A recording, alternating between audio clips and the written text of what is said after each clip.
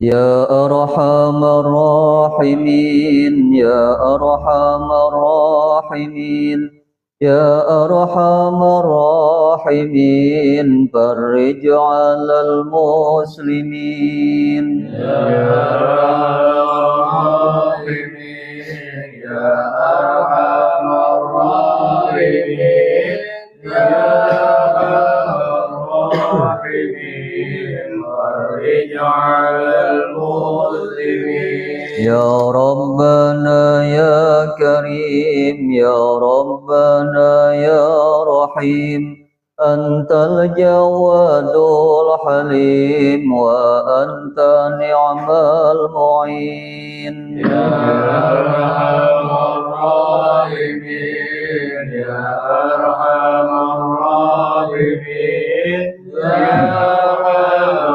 الراحمين فرج على المسلمين وليس نرجو سواك فادرك إلهي دراك قبل الفناء والحلاك يا أم الدنيا ودين يا أرحم الراحمين يا أرحم الراحمين يا أرحم الراحمين فرج على المسلمين وما لنا ربنا سواك يا حسبنا يا ذا العلا والغنى ويا قوي يا متين يا أرحم الراحمين يا أرحم الراحمين يا أرحم الراحمين فرج على المسلمين ثم الصلاة والسلام على شفيع الأنام والآل نعم الكرام والصحب والتابعين يا أرحم الراحمين يا أرحم الراحمين يا أرحم الراحمين فرج على المسلمين اللهم صل وسلم وبارك عليه Alhamdulillah ala ni'amillah wassalatu wassalamu ala rasulillah Sayyidina Muhammad ibn Abdullah amma ba'd. Puji syukur kehadirat Allah subhanahu wa ta'ala yang senantiasa mengkaruniakan nikmatnya kepada kita semua, sehingga pada kesempatan malam hari ini alhamdulillah kembali bersama-sama kita dapat hadir untuk mengikuti ta'lim rutin yang biasa kita adakan. Mudah-mudahan hadirnya kita pada kesempatan malam hari ini selalu dalam lindungan dan dalam curahan rahmat Allah subhanahu wa ta'ala. Salawat dan salam tidak lupa pula kita sanjungkan keharibaan junjungan kita baginda Nabi besar Muhammad sallallahu alaihi wasallam yang syafaatnya senantiasa kita harapkan di yaumil qiyamah. Mari saja ta'lim kita pada kesempatan malam hari ini kita buka dengan Ummul Quran suratul Fatihah, dan selalu kita berharap kepada Allah subhanahu wa ta'ala semoga dengan barokah Ummul Quran ini apa yang akan kita kaji dan kita pelajari di malam hari ini bermanfaat untuk kita semua fid din wad dunya wal akhirah. Bismillahirrahmanirrahim. Al-Fatihah ala hadhihi niyyah wa ala kulli niyatin salihah. Wassalamah wal afiyah wal barakah wal ilman nafi'ah wa ila hadratin nabiyil mustafa Muhammadin sallallahu alaihi wasallam wa li khususan al-muallif hadzal kitab al-Imam Abi Hamid Muhammad bin Muhammad Al-Ghazali At-Tusi Asy-Syafi'i wa li khususan sahibul maqam al-walid wal maghfirlah wa li jami'il muslimina wal muslimat wal mu'minina wal mu'minat al-ahya'i minhum wal amwat wa li ashabihil kiramil Fatihah. A'udzu billahi minasy syaithanir rajim. Bismillahirrahmanirrahim.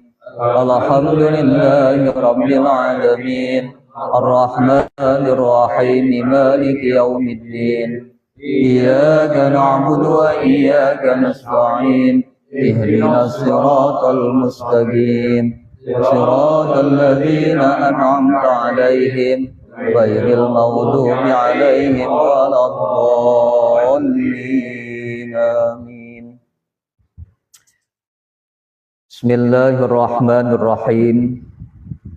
Pada kesempatan malam hari ini kembali kita melanjutkan mau'izah yang ke-12.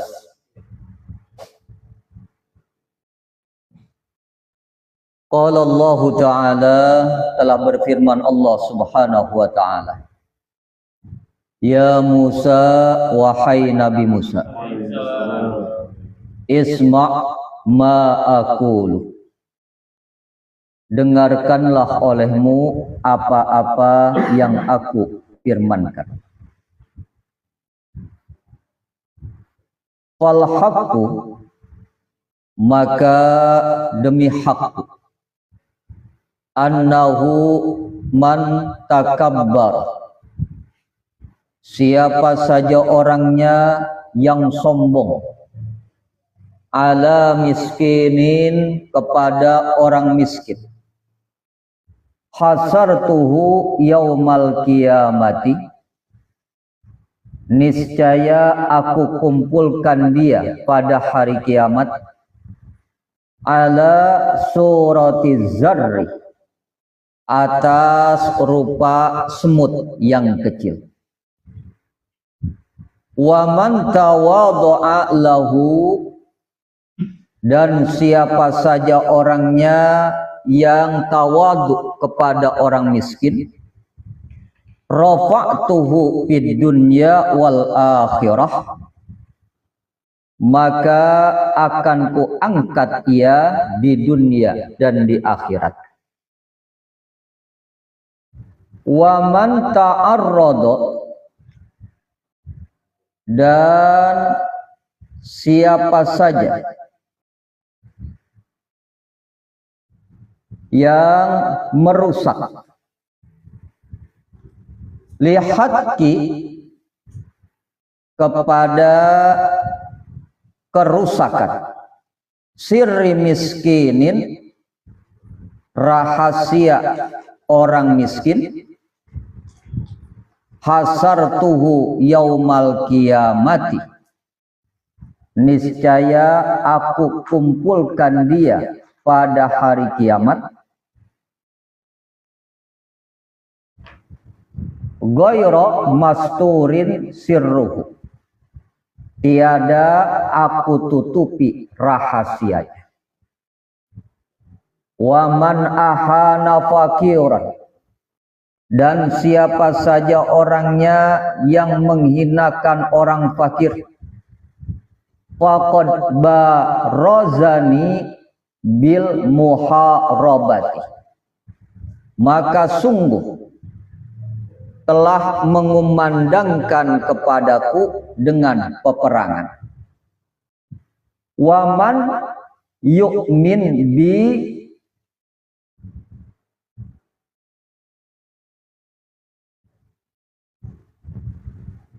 dan siapa saja yang beriman kepadaku, sofahathul malaikatu, maka menyalaminya oleh para malaikat, di dunia wal akhirah, di dunia dan di akhirat. Titik sampai situ dulu.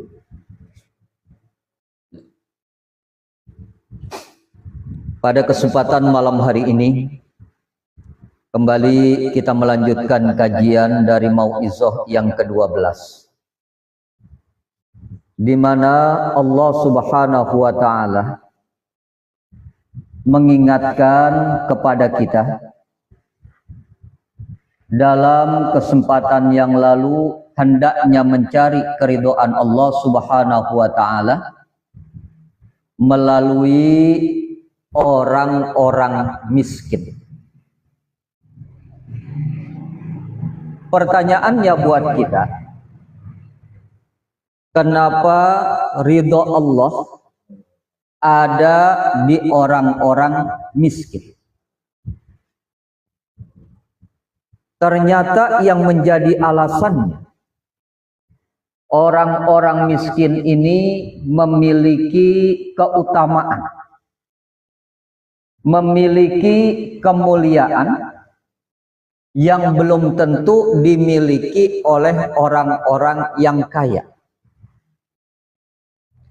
Terlebih lagi ketika orang itu dijadikan miskin oleh Allah Subhanahu wa taala, dia ridho dengan kemiskinannya. Dia suka dengan ketetapan yang diberikan Allah kepada dirinya.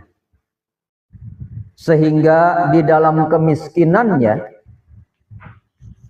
tidak berubah keimanannya, tidak berubah ibadahnya, tidak berubah amal solehnya, karena mengharapkan keridhaan Allah Subhanahu wa ta'ala. Nah, orang miskin yang seperti inilah yang memiliki keutamaan dan dia mendapatkan keridhaan dari Allah Subhanahu wa ta'ala. Makanya wajar jika kemudian Allah berfirman, "Watlubu ridai bi ridail masakini ankum." Carilah oleh kamu sekalian keridhaanku, kata Allah, dengan keridhaan orang-orang miskin kepadamu. Bahkan kalau kita lihat di dalam Al-Quran, Allah Subhanahu wa ta'ala mengingatkan kepada kita, di mana salah satu ciri orang yang mendustakan agamanya sendiri adalah mereka yang tidak peduli dengan orang-orang miskin. Lihat kata Allah, "Ara'aitallazi yukazzibu biddin." Apakah kamu tidak melihat, kata Allah, kepada orang yang mendustakan agama? Siapa mereka? Diterangkan oleh Allah satu persatu di dalam ayatnya itu. Pertama, fazalikallazi yad'ul yatim. Mereka yang tidak peduli dengan anak-anak yatim. Yang kedua adalah wala yakhuddu ala ta'amil miskin. Mereka yang tidak peduli juga untuk memberi makan kepada orang-orang miskin. Inilah yang dikatakan oleh Allah para pendusta agama. Mereka mengaku beragama tetapi tidak mempedulikan golongan-golongan ini. Maka beragamanya pun diragukan oleh Allah Subhanahu wa ta'ala. Inilah yang harus menjadi bahan perhatian buat kita. Kenapa Allah Subhanahu wa ta'ala begitu memuliakan orang-orang miskin. Bahkan di dalam satu hadis, baginda Rasulullah Shallallahu Alaihi Wasallam pernah mengingatkan. Kata baginda Rasul, "Ala ukhbirukum bi ahlil jannah." Maukah kamu aku beritakan, kata baginda Rasul, tentang golongan ahli surga? Siapa saja mereka? Kullu dha'ifin mutadha'ifin, yaitu orang-orang yang lemah, yang mereka ini pun dianggap lemah oleh manusia. Lau aqsamu 'alallahi la abarrahu. Niscaya jika mereka bersumpah atas nama Allah, pasti Allah akan mengabulkan sumpahnya. Lihat, yang dikatakan oleh baginda Rasul ini, orang-orang lemah adalah ahli surga. Yang dimaksud adalah orang-orang miskin. Kalau mereka bersumpah, sumpahnya pasti dikabulkan oleh Allah Subhanahu wa ta'ala. Jadi hati-hati dengan orang-orang yang kita anggap lemah, bahkan sering dianggap tidak ada nilainya di hadapan manusia. Kalau mereka sampai bersumpah, sumpahnya pasti dikabulkan Allah Subhanahu wa ta'ala. Maka Nabi lanjutkan, "Ala ukhbirukum bi ahlin nar." Dan maukah kamu aku beritakan golongan ahli neraka? kullu utulin jawazin mustakbirin. Mereka adalah orang yang keras, mereka adalah orang yang kikir, dan mereka adalah orang yang gemar mengumpulkan harta, lagi sombong. Jadi lihat, kalau golongan ahli surga adalah orang-orang yang dianggap lemah, fakir, miskin, itu dianggap lemah, bahkan jadi bahan ejekan. Ternyata kalau mereka bersumpah, Allah terima, Allah kabulkan sumpah. Sedangkan golongan ahli neraka yang paling banyak nanti adalah orang yang keras hati dan sifatnya, ditambah kikir dan suka mengumpulkan harta dengan penuh kesombongan. Jadi ini yang kita anggap orang-orang mulia karena hartanya, ternyata di hadapan Allah mereka bukanlah orang yang mulia. Hadis ini diriwayatkan oleh Imam Bukhari. Oleh karena itu, maka Allah Subhanahu wa taala pernah mengingatkan kepada Nabiullah Musa alaihi salam. Kata Allah, "Ya Musa, wahai Nabiullah Musa, isma' ma aqul, dengarkanlah olehmu apa-apa yang aku firmankan." Apa yang Allah firmankan pertama kepada Nabi Musa? Fal haqqu annahu man takabbara ala miskinin hasartuhu yaumal qiyamati ala surati zarr. Fal haqq, maka demi kebenaranku, kata Allah. Artinya Allah nggak main-main. Annahu man takabbara, sesungguhnya siapa saja orangnya yang merasa sombong, ala miskinin, kepada orang miskin. Tiap ketemu orang miskin dia celak. Tiap ketemu orang miskin dikata-katain, direndahkan, dianggap lemah. Hati-hati. Kata Allah, hasartuhu yaumal qiyamah ala surati zarr. Maka nanti orang yang seperti ini, kata Allah, aku kumpulkan pada hari kiamat di padang mahsyar, rupa mereka lebih kecil dibandingkan semut, atau seperti semut kecil. Maksudnya apa? Bakal diinjek-injek orang di padang mahsyar. Bayangin. Sekarang kita kumpul di lapangan, orang ada 1000 orang. Badan kita paling kecil. Bayangin. Kayak apa rasanya? Yang lain badannya gede, tinggi. Badan kita kecil, dewek-dewek. Paling enggak menyakitkan buat kita.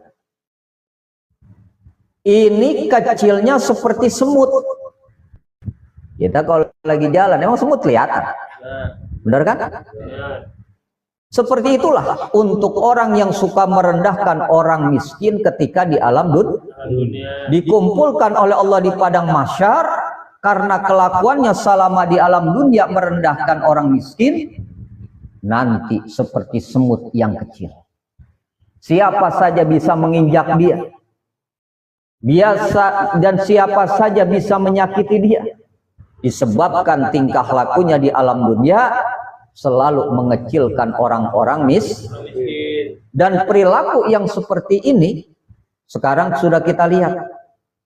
Bagaimana orang-orang miskin tidak dianggap sama sekali. Padahal dia mengaku orang yang beragama. Ketika orang itu miskin, ternyata tidak ada harganya di hadapannya, di matanya tidak ada nilai. Maka siap-siap untuk orang yang seperti nanti di hari kiamat akan dikumpulkan di padang mahsyar dalam rupa semut yang teramat sangat kecil. Siapa saja akan bisa menginjaknya dan bisa menghinakannya. Kenapa begitu? Karena untuk orang-orang miskin, mereka ini punya derajat yang lebih tinggi dibandingkan dengan orang-orang kaya. Apa kata baginda Rasul? Yadkhulu fuqara'al mu'mininal jannah qablal aghniya. akan masuk orang-orang fakir yang beriman ke dalam surga. Dia miskin, dia fakir, cuman imannya cakep. Imannya sempurna, tidak goyah dengan kemiskinannya. Walaupun ada kata-kata kadzal fakru ayyakuna kufran. Hampir-hampir saja kefakiran, kemiskinan mendekati kepada kekufur. Kenapa? Karena jarang yang kuat. Ketika dia dikasih miskin, dikasih fakir, seringkali ngeluh. Orang yang seperti ini, yang suka mengeluh dengan kemiskinannya, berarti tanda imannya kurang sempurna. Kenapa? Berawal dari dia mengeluh, kemudian dia tidak menerima ketetapan Allah, maka tidak menutup kemungkinan dia akan menyalahkan Allah Subhanahu wa ta'ala. Itu yang dikatakan kadzal fakru ayyakuna kufran.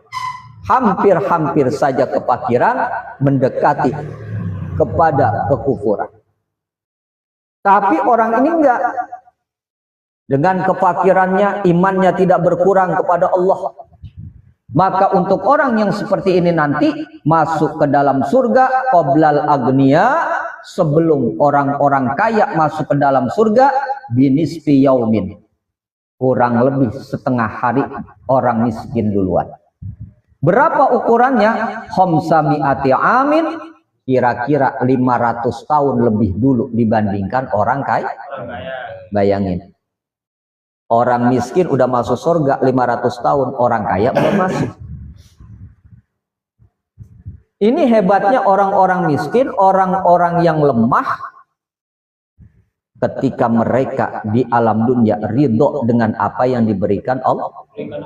Dia nggak ngeluh dengan kemiskinannya, dengan kefakirannya. Dia terima, dia jalani kehidupannya. Maka nanti masuk surganya lebih dulu 500 tahun dibandingkan dengan orang-orang kaya. Kok begitu? Ya, karena orang kaya harus menghadapi hisab. Orang kaya diperhitungkan dulu hartanya. Dari mana dia dapatkan, kemana dia salurkan, berapa banyak, dan seterusnya. Sehingga begitu sulit dia menghadapi hisaban, sedangkan orang-orang miskin, orang-orang fakir, tidak ada yang dihisab sama sekali.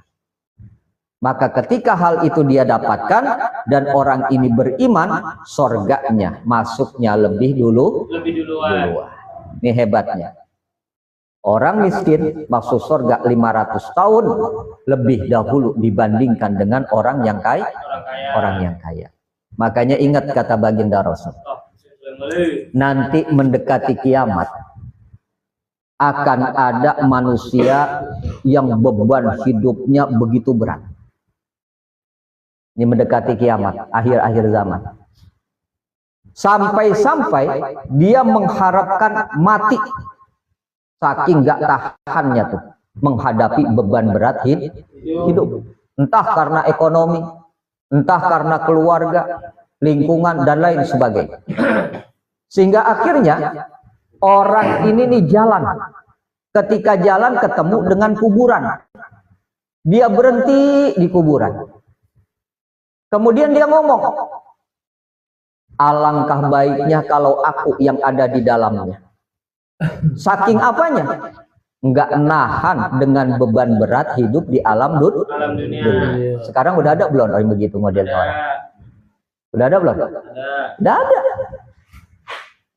Saking beban berat hidup dia nggak nahan, pengen mati. Kalau udah ada kayak begitu, berarti kita udah di zaman akhir. Bahkan kita lihat zaman sekarang, orang mengakhiri hidupnya karena beban beratnya, tidak berani menanggung kehidupan. Dan kalau sudah seperti ini, berarti kita berada di zaman itu. Jadi hati-hati udah, siap-siap kita. Oleh karena itu, jangan sekali-kali sombong kepada orang miskin. Itu pesan Allah kepada Nabi Musa. Kemudian, wa man tawadha'a lahu, dan siapa saja orangnya yang rendah hati kepada orang miskin. jaminannya rafa'tuhu fid dunya wal akhirah, maka Allah angkat derajatnya di dunia dan di akhirat. Yang dikatakan tawadhu, dia nggak merasa dirinya lebih dibandingkan orang miskin. Kalau dia memiliki harta yang banyak, yang berlimpah, dia anggap harta itu cuma amanat. Harta itu cuma titipan. Bahkan kata baginda Rasul, kalian semua ini hidup di alam dunia adalah kamu.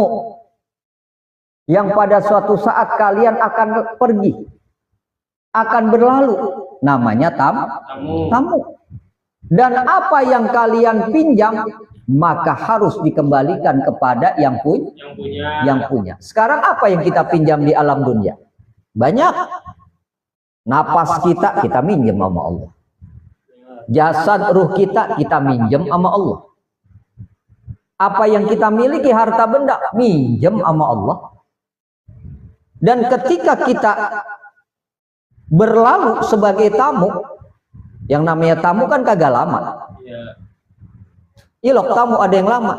Paling lama-lamanya tamu itu cuma 3 hari 3 malam.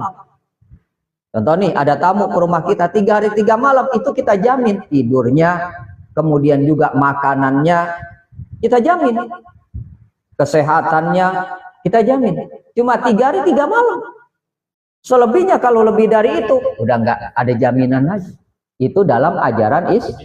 Ketika kita kedatangan tamu 3 hari 3 malam kita jamin tuh tamu. Nah, karena jaminan itu cuma terbatas, ketika tamu itu pergi, maka apa yang dia pinjam harus dikembali. Begitulah perumpamaan yang diberikan oleh baginda Rasul, agar kita paham bahwasanya hidup di alam dunia ini sementara. Semua yang kita miliki kita minjam dari Allah. Dan yang namanya kita minjam harus kita kembalikan. Gitu. Maka untuk orang yang tawadhu, rendah hati, dia nggak sombong. Apa yang dia miliki dia sadar ini adalah titipan yang diberikan Allah. Ketika harta dia punya, ini punya Allah, bukan punya dia. Dan pada suatu saat harus dipertanggungjawabkan. Akhirnya dia tawadhu di alam dunia ini kepada orang-orang miskin, dia anggap dirinya sama, maka derajatnya akan diangkat oleh Allah baik di dunia maupun di akhirat. Contoh yang gampang nih, kalau kita tanya sekarang, kita suka nggak sama orang kaya yang rendah hati? Suka, demen kita. Orang kaya bergaul sama kita nih, bergaul sama orang-orang miskin, senang kita. Itu orang biar kaya ternyata apa? Rendah hati, nggak sombong, demen kita. Tapi sebaliknya ada orang kaya jeragat-jereget, sombongnya nauzubillah, demen nggak kita? Hah? Biar lu kaya banget juga nggak ada yang demen. Kenapa? Karena sombong. Dia nggak sadar hakikat apa yang dia punya. Sehingga dia mengatakan, apa yang saya punya kan ini punya saya, hasil jerih payah saya, kata dia kan. Tapi hakikatnya itu adalah punya Allah. Lalu apa yang disombongkan? Maka ada pertanyaan, mana milik kita? Ada yang kita punya. Bahkan jasad kita sendiri, ruh kita sendiri, bukan punya kita. Nah, kalau sekarang kita ngomong semuanya adalah punya saya, semuanya adalah punya kita, ini salah ngomong orang. Benar? Kenapa? Dia nggak sadar dengan hakikat bahwa segala sesuatunya adalah punya Allah. Maka tawaduklah di dalam hidup ini. Kenapa? Karena orang yang tawaduk tidak pernah ada ruginya. Dan yang harus kita ingat, setiap rizki yang kita miliki ternyata penyebabnya adalah dari orang-orang yang lemah, orang-orang yang fakir, orang-orang yang miskin. Rasulullah yang ingetin nama kita. Kata baginda Rasul, hal tunsoruna wa turzakuna illa bidu'afaikum. kalian mendapatkan pertolongan dan rizki dengan sebab adanya orang-orang yang lemah di antara kamu. Kalau tanpa mereka, kita nggak bakalan dapat pertolongan Allah, nggak bakalan dapat rezeki dari Allah. Benarkah demikian? Ya. Berdirinya agama ini salah satunya adalah dengan sebab doanya orang-orang miskin, orang-orang fakir yang ikhlas dalam berdoa. Kalau tanpa doa mereka, dunia itu udah jungkir balik. Udah jungkir balik. Kenapa? Karena dalam kemiskinannya dia ikhlas berdoa kepada Allah. Makanya kalau minta doa kepada orang fakir itu sebetulnya jauh lebih mujarab daripada minta doa kepada orang kaya. Kemudian kita dapat rizki yang lebih dengan sebab adanya orang-orang miskin, sehingga kita dikatakan orang kaya. Coba kalau nggak ada orang miskin, siapa yang mau ngatain kita orang kaya? Ayo dah. Benar. Dengan sebab adanya status orang miskin, maka kita bisa ngomong, gua lebih kaya. Benar. Padahal apa? Rizki yang didapatkan oleh si kaya penyebabnya adalah orang miskin. Nah, kalau ada orang kaya lupa sama orang miskin, tolol. Benar. Kenapa? Dia dikatakan kaya dengan sebab adanya orang miskin. Bahkan mohon maaf, dia nyuruh pun kebanyakan orang miskin.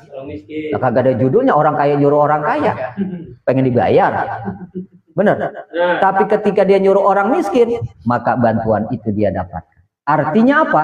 Yang dikatakan baginda Rasul ini benar adanya.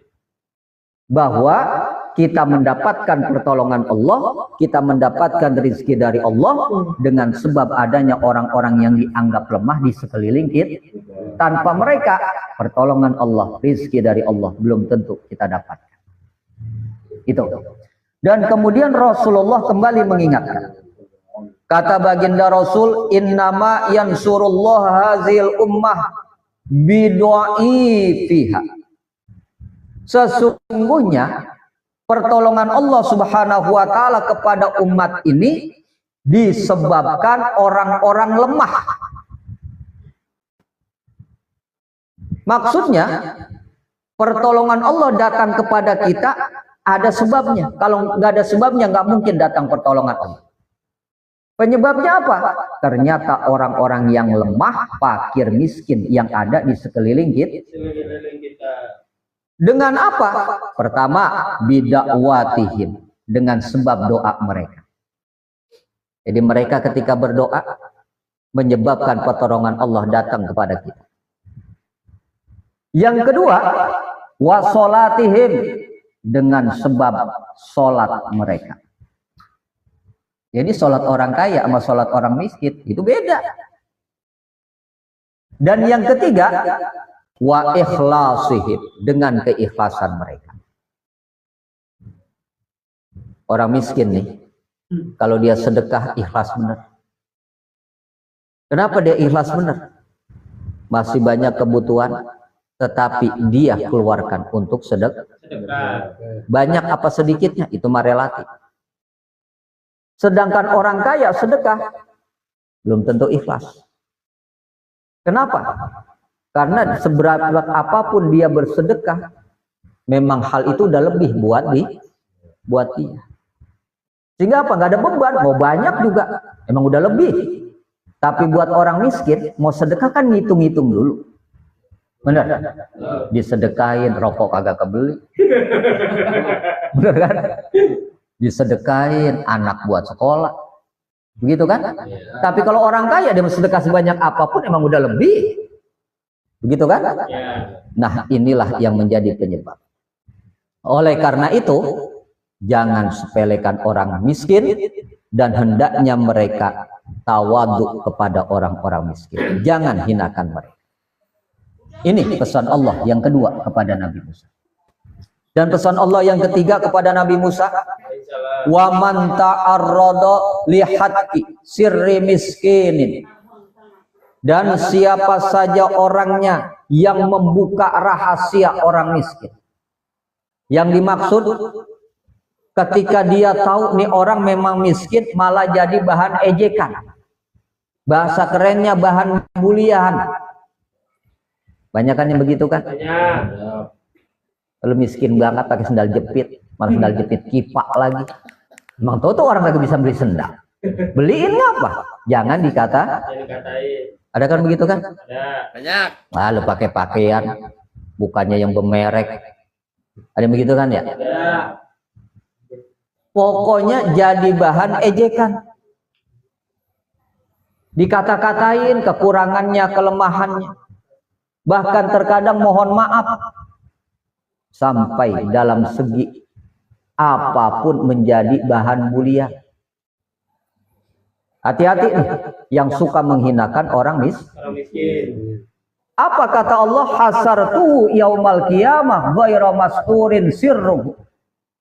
Maka nanti digiring oleh Allah di hari kiamat di padang mahsyar dikumpulkan ghairu masturin sirruh. Allah enggak bakal tutupi rahasianya. Padahal apa? Selama ini di alam dunia rahasia kejelekan-kejelekan kita coba kita tutupin kan? Kalau bisa jangan apa, ada yang tahu. Contoh yang gampang nih, ngumpetin duit. Bini jangan apa tahu, rahasia itu. Benar? Benar nggak? Banyak yang kayak begitu.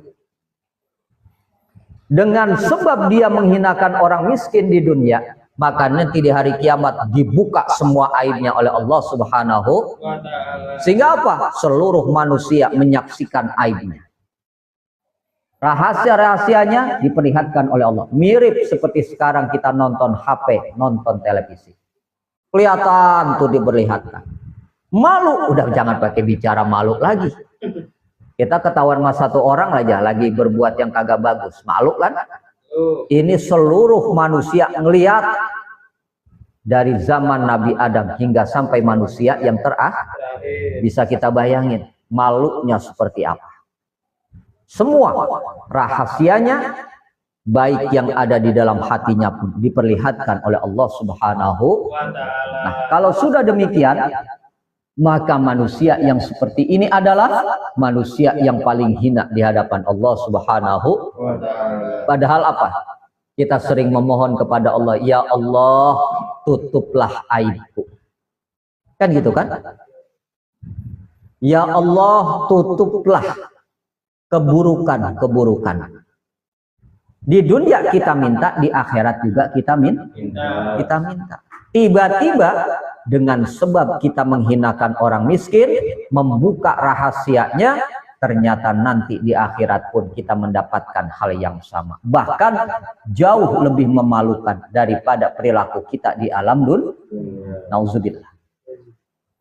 Dan pesan Allah kepada Nabi Musa yang keempat, waman ahana fakiran, dan siapa saja orangnya yang menghinakan orang fakir, faqad barozani bil muharabah, maka sungguh dia telah mengumandangkan perang kepadaku, kata Allah. Nih, siapa saja yang menghinakan orang fakir, orang miskin, seakan-akan mengumandangkan perang kepada Allah. Kenapa? Karena orang miskin di situ ada keridhaan Allah. Dengan sebab adanya orang miskin, Allah ridho. Kalau udah nggak ada orang miskin, Allah udah nggak peduli lagi. Nggak peduli lagi. Kenapa? Karena biasanya orang ketika dalam keadaan miskin, dalam keadaan fakir, semuanya rata-rata datang dari dalam hatinya. Nggak bisa dibohongi. Dia ngadu sama orang tentang kemiskinannya, kadang-kadang apa nangis. Benar? Nggak ada orang yang bisa nangis kecuali diungkapkan dari dalam hati. Kalau orang kaya mah ama nangis, rasa-rasanya jauh. Benar? Lah semuanya serba ada, bagaimana dia mau nangis? Tapi orang miskin, ketika dia sholat, ketika dia berdoa, seringkali nangis. Kenapa? karena beban kehidupannya yang begitu berat. Belum lagi ditambah tuntutan sana sini. Sehingga dia mengadukan semua persoalannya kepada Allah. Maka yang demikian menyebabkan keridhaan Allah Subhanahu wa ta'ala. Oleh karena itu jangan sekali-kali berani menghinakan orang-orang fakir, orang-orang miskin. Kenapa? Khawatir secara langsung ataupun enggak kita sudah mengumandangkan perang kepada Allah Subhanahu wa ta'ala. Bahasa kitanya nantang Allah orang yang kayak begitu. Jadi kalau ada orang hina orang miskin, hina orang fakir, berarti ngajakin perang sama Allah. Berani banget. Dan yang kita khawatirkan, ketika kita menghinakan mereka, pada akhirnya akan berbalik kepada diri kita. Ini orang miskin bisa jadi kaya, sementara dia yang kaya bakalan jadi miskin. Nauzubil. Ini yang kita khawatirkan. Dan selanjutnya, wa may yu'min bi safahatul malaikah. Dan siapa saja orangnya yang beriman kepadaku, kata Allah, niscaya akan menyalami para malaikat di dunia wal akhirah. Siapa orang yang beriman ini? Yaitu orang-orang yang menjalankan perintah Allah dan meninggalkan larangan Allah. Nah tadi telah kita temukan tuh, perintah Allah begitu banyak kan, larangan Allah juga begitu banyak. Di antaranya apa? Muliakan oleh kita orang-orang miskin. Jangan hinakan mereka. Lalu orang yang miskin yang bagaimana sih? Nih, kata baginda Rasul, laisal miskin allazi tarudduhul akalatu wal akalatan. Yang namanya orang miskin itu, kata baginda Rasul, bukanlah orang yang tidak menolak satu atau dua suap makanan. Bukan yang begitu. Yang dimaksud dengan sabda Rasul, yang dikatakan miskin bukan orang yang kagak makan. Bukan. Kenapa? Karena baginda Rasul aja juga sering kagak makan. Pernah kita dengarkan? Rasulullah nggak makan 3 hari 3 malam. Sampai ketika beliau sholat, itu badannya ayug-ayugan. Badan baginda Rasul lemah. Kenapa? Karena sambil sholat megangin perut yang lapar. Kita kan alhamdulillah belum nyampe begitu. Sehingga Rasul katakan orang yang dinamakan miskin bukanlah orang yang menolak 1-2 suap makanan. Tapi yang dikatakan miskin adalah walakinnal miskin allazi laisa lahu ginan, yaitu yang dinamakan miskin orang yang tidak punya kecukupan. Maksudnya apa? Dia punya segala sesuatunya. Cuman apa? Kagak pernah merasa cukup. Tuh yang begitu yang dinamakan orang miskin. Dia punya harta sedikit, tapi dia merasa cukup. Kaya udah. Yang kagak pernah cukup sebanyak apapun, miskin tetap. Itu hakikatnya menurut pandangan Allah Subhanahu wa ta'ala. Maka wa yastahi aula yas'alun nasa ilhafan. Lantas ia pun malu dan ia tidak meminta dengan cara mendesak. Yang dimaksud dalam keadaan miskin sekalipun dia tetap menjaga diri dan kehormatannya, tidak pernah meminta apalagi sampai memaksa. Nah, perilaku yang seperti ini udah mulai ada di kita. Di antaranya apa? Makan dia cukup. Cuman kadang-kadang suka minta. Contoh ada teman, traktir gua dong. Nah, hati-hati nih. Bener nggak? Ya. Banyak yang begitu tuh. Ya. Padahal apa? Duit ada di dompetnya. Makanan di rumahnya banyak. Apapun bisa dia beli. Cuma dia sering ngomong, traktirin gua dong. Orang miskin itu. Ada begitu kan? Ya. Dan kadang-kadang pakai cara maksa, digeret aja temennya. Ayo dak mari yuk, lu traktir ntar. Ada nggak yang begitu? Ya. Ada nggak? Ya. Itu bukan orang kaya namanya. Itu orang latihan miskin. Jadi kalau orang latihan miskin kayak begitu tuh. Ya. Dia meminta padahal dia ada. Bahkan kadang-kadang pakai maksa. Hati-hati, tanpa sadar atau enggak berarti kita latihan Miskin. miskin. Rokok diumpetin. Nah, ini hati-hati. Ya. Hati-hati. Kenapa demikian? Karena di dalam ajaran Islam orang yang begitu berarti tidak bersyukur dengan apa yang diberikan Allah. Bahasa kitanya dia nyumputin tuh. Apa yang dikasih sama Allah seakan-akan nggak pernah cukup. Sehingga apa? Dia memaksa temannya orang lain untuk mencukupi apa yang menjadi keinginannya. Banyak yang begitu tuh. Lantar bisa jadi dia apel lapar juga nggak mau ngeluarin duit. Latihan miskin. Benar. Nah, oleh karena itu jaga diri kita. Ya. Jangan sampai kita latihan miskin di alam dunia. Supaya apa? Kita mensyukuri apa yang diberikan Allah. Dan kita merasa cukup apa yang diberikan Allah. Sehingga apa? Nggak kurang buat kita. Niat orang makan daging, kita pakai teri. Udah sama aja. Benar. Orang makan sop, kita makan sayur asem. Sama aja. Benar. Kenapa? Karena kita bersyukur. Nah, kalau sudah demikian, maka Allah akan memberikan kecukupan kepada kita. Oleh karena itu, apa yang dipesankan Allah ini kepada Nabi Allah Musa alaihissalam hendaknya menjadi bahan perhatian buat kita, bahwa segala sesuatu yang diberikan Allah harus disyukuri. Harus disyukuri supaya kita tidak merasa kekurangan. Dan jaga harga diri kita, jangan sekali-kali sampai menjatuhkan harga diri di hadapan orang-orang yang kaya.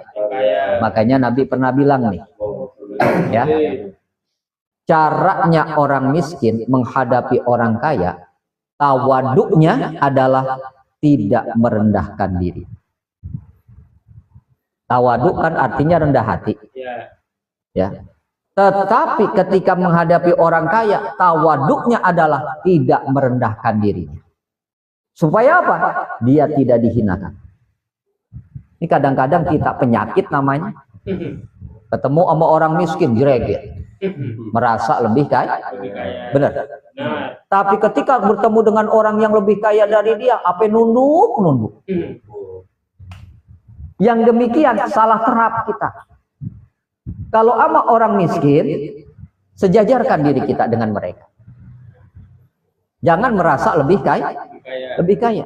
Tapi ketika bertemu dengan orang yang kaya, jangan merendahkan diri. Biasa aja. Bahasa anak sekarang pakai jilat sono, jilat sini mau ngapain? Iya, kalau dijilat kue coklat, kalau teh kucing kan ribet urusan. Bener kan? Nah, jadi ini yang harus menjadi perhatian buat kita. Dan ini pesan baginda Rasul kepada kita, bagaimana cara tawaduk menghadapi orang yang kaya. Yang kaya, bahkan lebih kaya daripada diri kita. Caranya, tawaduknya jangan engkau rendahkan diri. Maka kan etikanya kemarin udah dikasih tahu. Kalau engkau bertamu kepada orang miskin dikasih minum, habiskan minumannya. Supaya apa? Si miskin gak tersinggung. Tapi ketika engkau bertamu kepada orang kaya, sisakan minumannya, jangan habiskan. Kenapa? Takut ntar engkau dikatain jarang nemuin minuman yang kayak begitu. Bener kan? Ini kadang-kadang kita terbalik, etika aja juga begitu kan? Mau orang miskin, waduh, kayak ngeliat-ngeliat dulu, disisain. Pas mau orang kaya aja, mau minumannya enak, habis dileg-leg. Bener kan? Apa orang kaya nanyain, kurang pak? Mesti kita malu kan ditanya begitu kan? Kenapa? Ini etika. Beradab ketika kita bertamu. Ketika orang miskin, habiskan minumannya. Jangan pakai disisain. Mau enak kayak mau kagak kayak, habisin. Tapi ketika kepada orang kaya, sisain. Bisa nggak kita begitu? Kadang-kadang lupa kita. Bener kan? Nah, oleh karena itu, inilah yang diajarkan kepada kita supaya orang miskin jangan sampai merasa terhina. Ya, maka tadi ingat yang dikatakan orang miskin adalah bukan yang nggak punya makanan atau menolak makanan, tetapi yang dikatakan orang miskin adalah mereka yang tidak pernah merasa cukup. Ketika kita merasa cukup, kaya udah kita. Kaya udah. Kenapa? Orang cukup semuanya. Ya. Dan lihat, ketika orang yang merasa kekurangan sampai kapanpun tidak akan pernah merasa cukup. Maka wajar jika dikatakan manusia kalau udah punya 1 gunung, pengen 2 gunung. Udah punya 2 gunung, nambah pengen 3. Padahal hakikatnya semua yang dia miliki adalah milik Allah Subhanahu wa Ta'ala. Dan jangan sampai kita termasuk orang-orang yang mendustakan agama disebabkan menghinakan orang-orang miskin. Jelas? Ya, ada yang mau ditanyain? Silakan.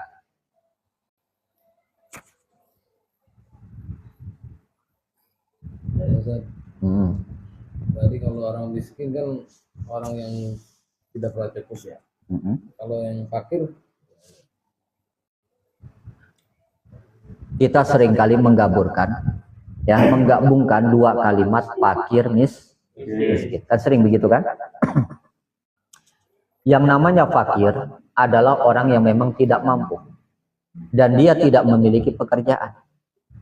Sedangkan orang miskin dia masih memiliki pekerjaan walaupun tidak mampu. Entah pekerjaannya serabutan, yang pastinya ada sajalah yang bisa untuk makan. Itu miskin. Tapi orang fakir jauh lebih di bawah itu. Ya. Di bawah garis kemiskin itu namanya fakir. Malah jauh lebih dibandingkan orang miskin. Jadi kalau orang yang dikatakan fakir miskin, ini berarti udah kumpul dua-duanya udah itu. Itu ya. Udah kumpul dua-duanya. Kedudukannya bagaimana? Sama dengan orang miskin. Orang miskin malah lebih tingkatannya lebih dibandingkan dengan orang fakir. Di fakir itu di bawahnya orang miskin. Jelas ya? Karena dia di bawahnya orang miskin, berarti kedudukannya malah lebih harus diperhatikan daripada orang miskin. Makanya pemerintah kita udah netepin tuh, kalau penghasilan 20.000 berarti belum dikatakan miskin. 20.000 dapat apa sekarang? Benar? Ya, jelas ya? Ya, ada lagi?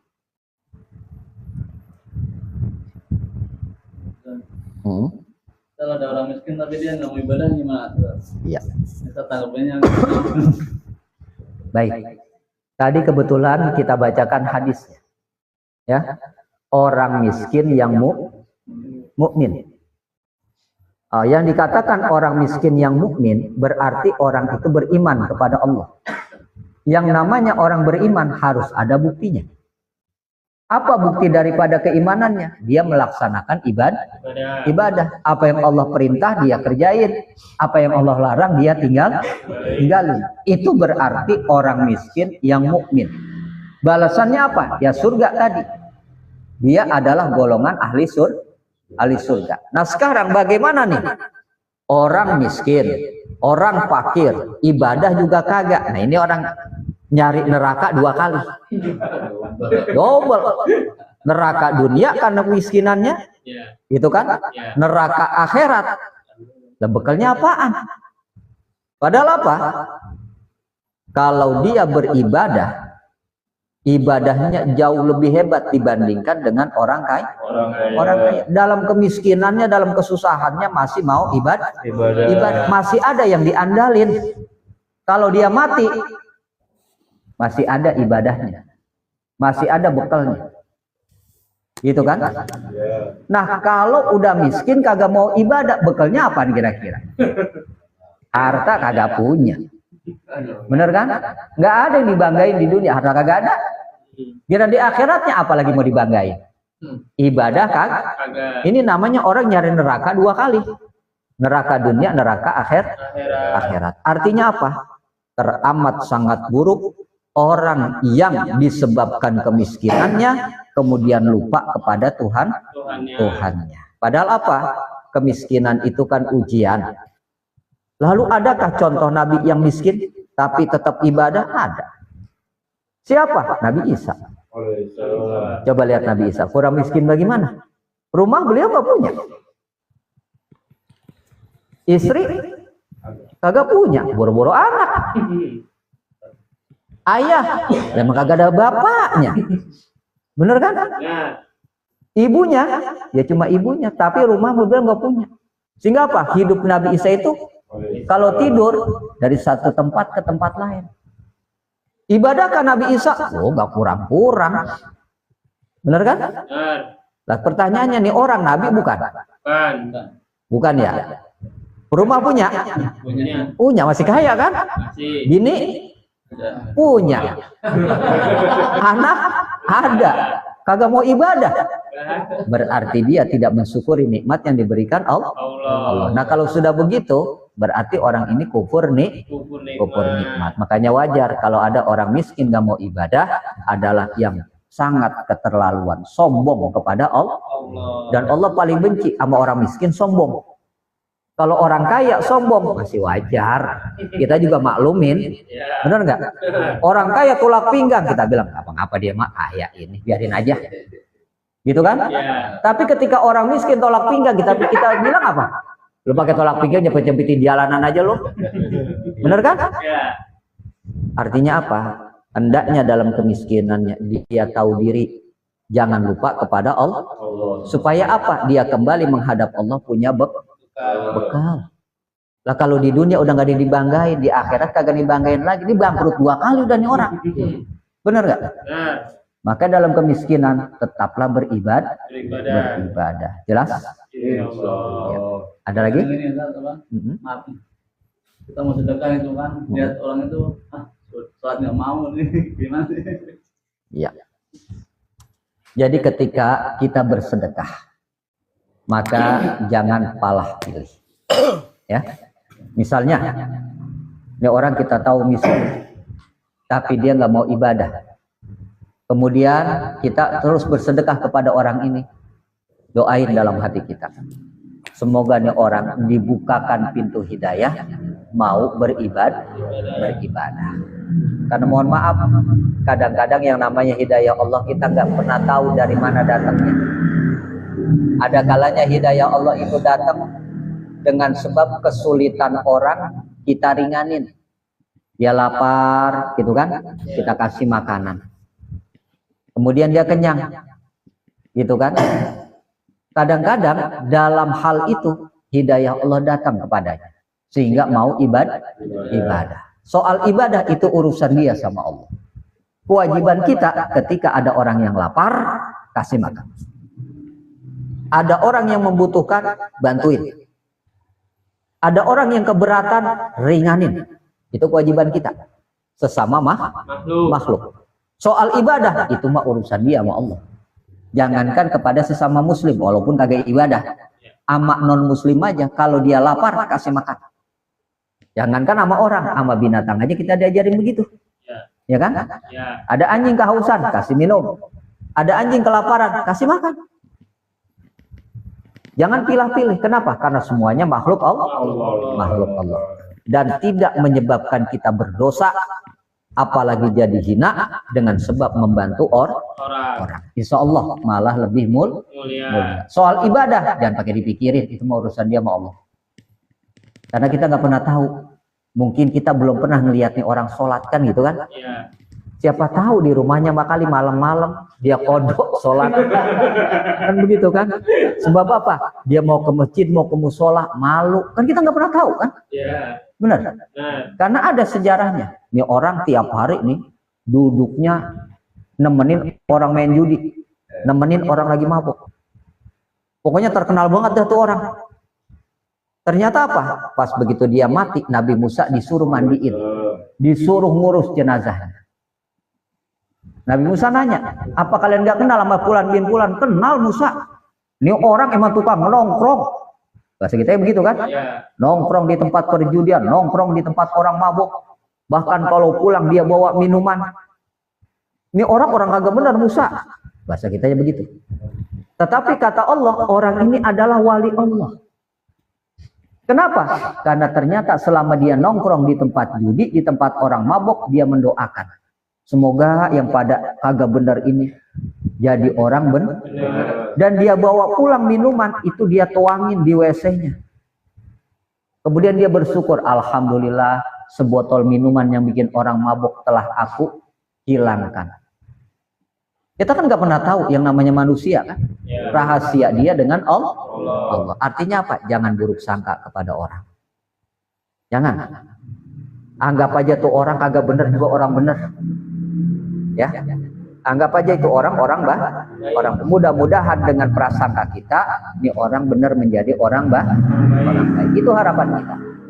Dan terus terang kita aja juga belum tentu. Sekarang kita lagi benar banget nih di majlis taklim.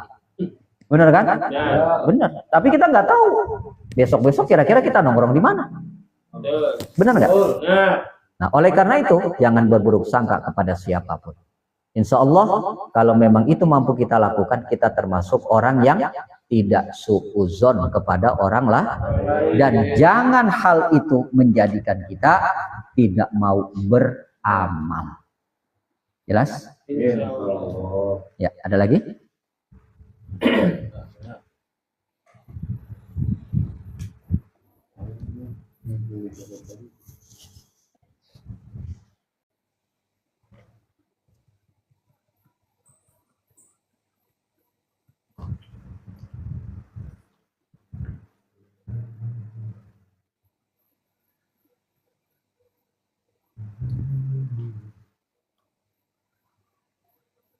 Jangan aja.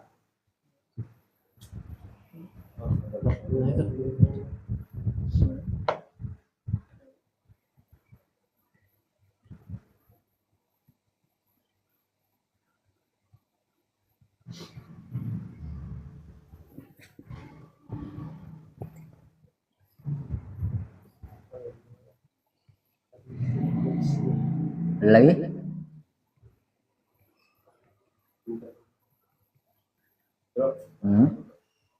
Tadi yang dulu bilang sampai kan kalau pada masyarakat itu diperlihatkan ya semua amal kita apapun bisa hilang apa benar-benar masih ada gitu diperlihatkan semua. Ya.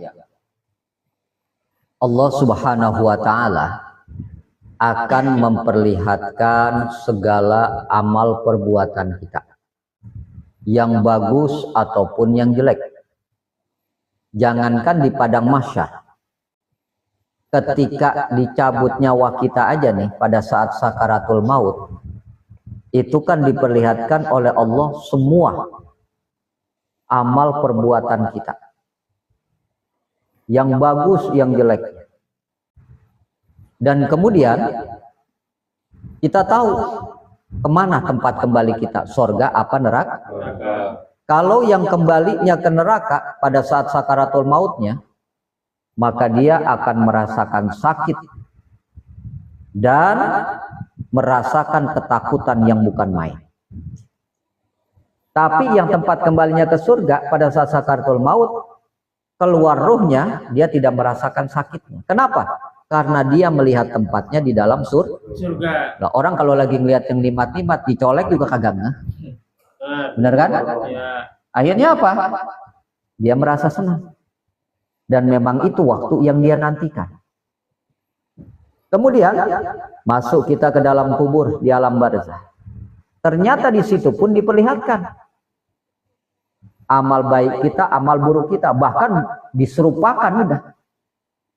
Ya, ingat, ketika di alam barzah kubur, siapapun akan digencet bahasa kitanya dengan liang kubur. Gak peduli siapa aja. Cuma kemudian pada saat digencet ini nih, ya, kalau dia orang yang baik, maka seluruh amalnya akan menjadi pembelaan. Sehingga kuburnya akhirnya menjadi luas. Berubah menjadi taman surga. Dan salah satu pintu surga dibuka. Sehingga hawa surga masuk ke dalam kuburnya. Dia mencium tuh bau surga. Wangi surga, bahkan diperlihatkan kenikmatan surga. Dia pengen buru-buru masuk surga. Cuma kata Allah, belum waktunya. Kata Allah begitu. Maka akhirnya kata Allah, tidur ajalah engkau, supaya nanti bangkit di hari kiamat seperti bangun tidurnya pengantin baru. Belum pernah ada tidur yang paling nikmat kecuali tidurnya pengantin baru. Yang masih bujangan, masih jomblo, jangan pakai nanya. Gitu kan? Tapi sebaliknya, ketika nih orang bukan orang baik, kuburnya yang tadinya sempit disempitin lagi, sampai tulang belulangnya itu jadi satu, antara tulang kepala sampai tulang kaki digencet. Kemudian kuburnya ini menjadi hufrah, lubang neraka. Nah, dia dipanggang udah di atas. Kemudian dibukakan tuh pintu neraka. Tercium bau busuknya, panasnya neraka. Berapa lama? Kagak tahu di dalam kubur. Sekarang Nabi kita aja nih udah berapa ribu tahun? 1400 lebih kan? Engkong kita dah udah berapa puluh tahun. Kita nggak pernah tahu kan? Maka selama itu sampai hingga datangnya nanti hari kiamat. Bisa kita bayangkan. Itu baru di dua tempat, sakaratul maut dan alam barzah. Nah, lalu bagaimana di hari kiamat nanti di padang mahsyar? Nah, tiap orang ini kan akan menghadapi hisaban masing-masing. Nah, untuk orang tadi tuh yang suka menghinakan orang miskin, orang fakir, ditambah lagi aib orang miskin ini malah diperlihatkan. Artinya apa? Jadi bahan omongan, jadi bahan ejekan, jadi bahan bulian. Maka aib orang ini nanti di hari kiamat pun diperlihatkan oleh Allah. Caranya bagaimana? Seperti kita nonton layar tancap dah. Tahu nonton layar tancap? Kita ngeliat tuh, dan orang lain juga ngeliat. Semua keburukan kita diperlihatkan oleh Allah. Jadi bahan tontonan orang banyak. Begitulah caranya Allah memperlihatkannya di hari kiamat. Bukan hanya kita yang tahu, tapi seluruh makhluk pada saat itu pun melihat bagaimana perilaku kita. Sehingga sampai-sampai ada yang bertanya, gua kira lu orang baik kali. Ada begitu nanti. Ya, ternyata apa? Orang yang diperlihatkan keburukannya oleh Allah nanti aibnya di hari kiamat, malunya bukan main. Sampai-sampai mohon maaf, ada yang menceritakan daging di wajahnya rontok. Saking malunya. Di dunia kan gak ada yang begitu kan? Semalu-malunya dia paling tutup muka. Benar? Dia nggak keluar-keluar. Dia paling banter juga dia pindah negara. Saking malunya tuh. Tapi kan tetap ketemu manusia. Belum pernah ada yang wajahnya rontok karena malunya. Tapi di padang mahsyar sampai seperti itu. Karena nggak kuat menahan malu. Mati udah kagak ada lagi. Kalau di dunia nggak kuat nahan malu, minum racun dia mati. Benar? Udah gak ketemu orang udah kan? Tapi di padang mahsyar mati udah nggak ada lagi. Malu, itu mah urusan dewek-dewek udah dah. Bahasa orang Betawi bilang bonggan. Bener kan? Nah ini caranya Allah memperlihatkan aib orang di hari kiamat. Maka pandai-pandailah ya menutup aib kita dengan istighfar, minta ampun kepada Allah, dan menutup aib orang lain dengan jalan tidak menceritakan. Makanya kan ada hadis Nabi ya, uzkuru mahasina mautakum, sebut banyak-banyak oleh kamu kebaikan orang yang sudah mati di antara kamu, itu kan? Wala yazkuru masawikum, dan jangan sekali-kali engkau menyebut keburukan orang yang sudah mati. Kenapa? Kesian dia dalam kubur kalau kita nyeritain kejelekannya. Pada saat kita nyeritain nih, dia mah dulu di dunia suka ngambilin barang orang. Itu malaikat nanya dalam kubur. Bulan, bener lu dulu ketika hidup suka ngambilin barang orang. Bener malaikat, digedeg langsung. Wah, makanya Nabi bilang, jangan sebutin keburukannya.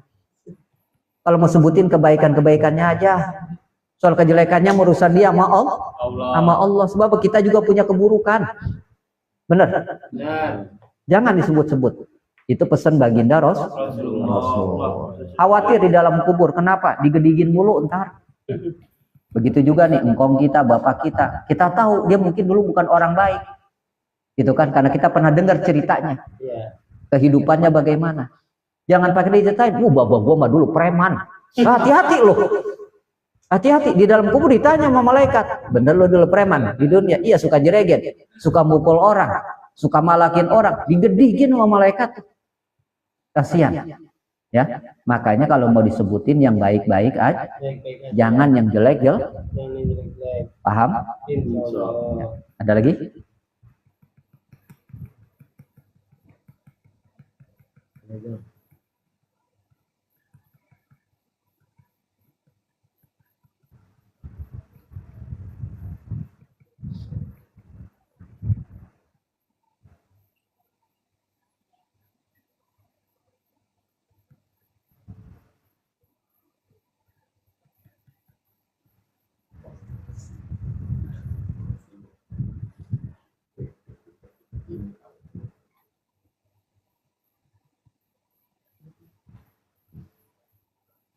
Ini udah pada paham?